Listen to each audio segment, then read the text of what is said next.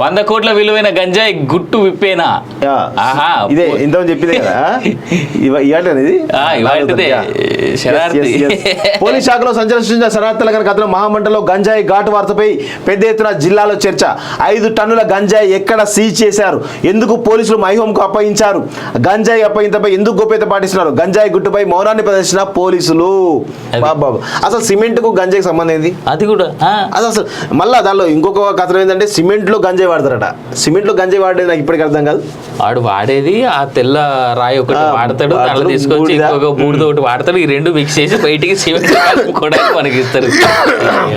సూర్యాపేట జిల్లాలో గంజాయి గుట్టురట్టు మహామంటల్లో ఇది మహా అంటే ఏంది?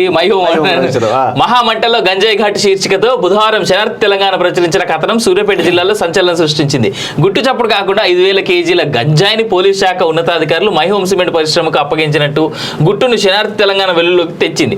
చీకట్లో గుట్టు చప్పుడు కాకుండా జరిగిన వ్యవహారాన్ని ధైర్యంగా శరత్ తెలంగాణ ప్రచురించడం పట్ల జిల్లాలోని పలు ప్రజలు హర్షం వ్యక్తం చేస్తున్నారు.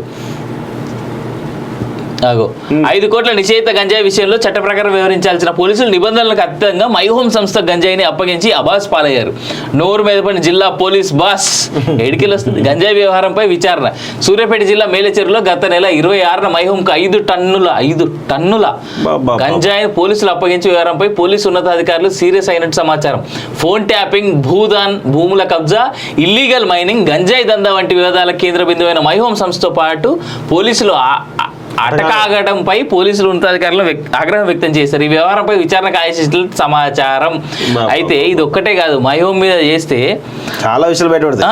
ఔటర్ రింగ్ రోడ్ చుట్టుపక్కల ఆయన కట్టినటువంటి కన్స్ట్రక్షన్స్, తర్వాత చిన్నజీయర్ స్వామికి ఇచ్చిన 800 ఎకరాల ల్యాండ్ శంషాబాద్ ఏరియాలో అది పెద్ద రియల్ ఎస్టేట్ దందా. అది దాని వెనకాల ఆ 800 ఎకరాల వెనకాల కానీ 800 ఎకరాల ముంగట కానీ ఏం జరుగుతుందో చూడాలి.